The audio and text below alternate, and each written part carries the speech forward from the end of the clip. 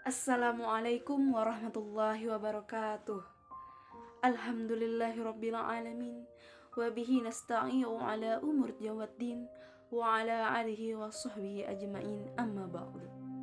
Pertama-tama, marilah kita panjatkan puji dan syukur kepada Allah Subhanahu wa taala yang masih memberi kita nikmat yang banyak, sehingga dengan nikmat-nikmat itu kita masih bisa melaksanakan perintahnya dengan baik.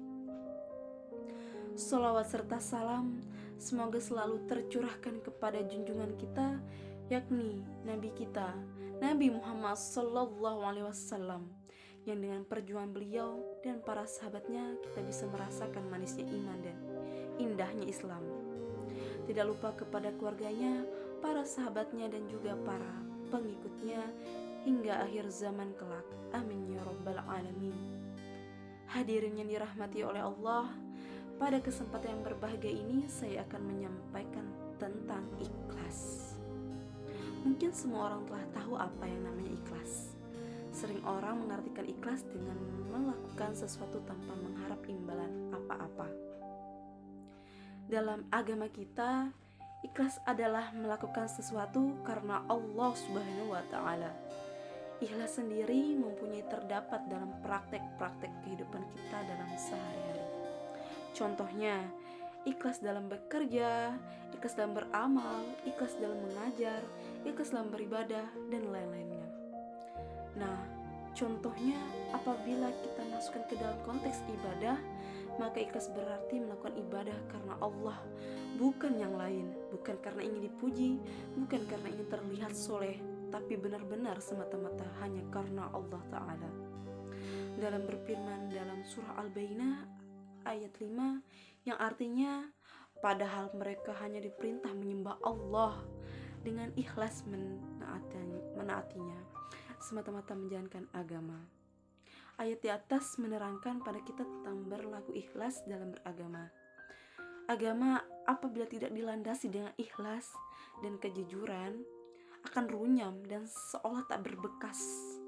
Orang sibuk memikirkan kepentingan sendiri tanpa sedikit pun menempatkan agama dalam prioritas hidupnya. Ikhlas dalam beragama menjadi sangat penting untuk pupuk dalam diri, karena dengan ikhlas semua urusan akan menjadi lebih terang dan mudah untuk dijalankan.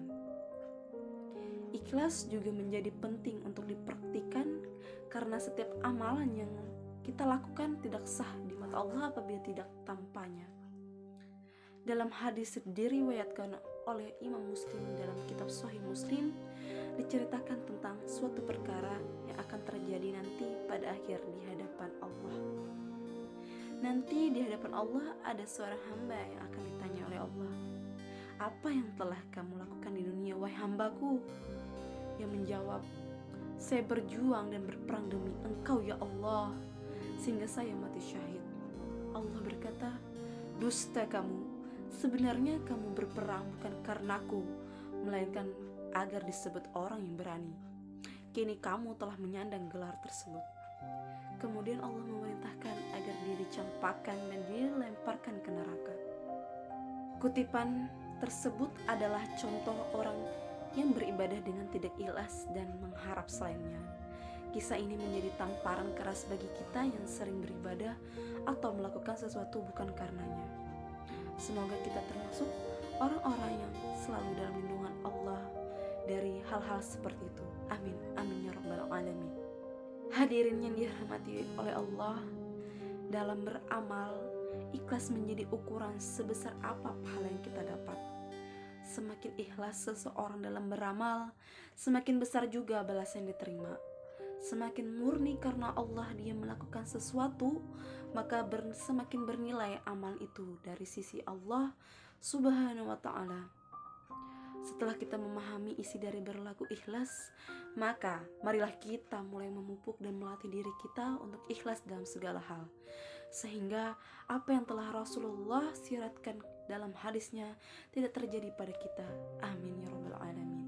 Mungkin itu sekian dari saya. Semoga apa yang telah saya sampaikan bisa bermanfaat bagi kita semua. Terima kasih atas perhatiannya. Mohon maaf atas segala kekurangannya. Wabillahi taufiq wal hidayah. Wassalamualaikum warahmatullahi wabarakatuh.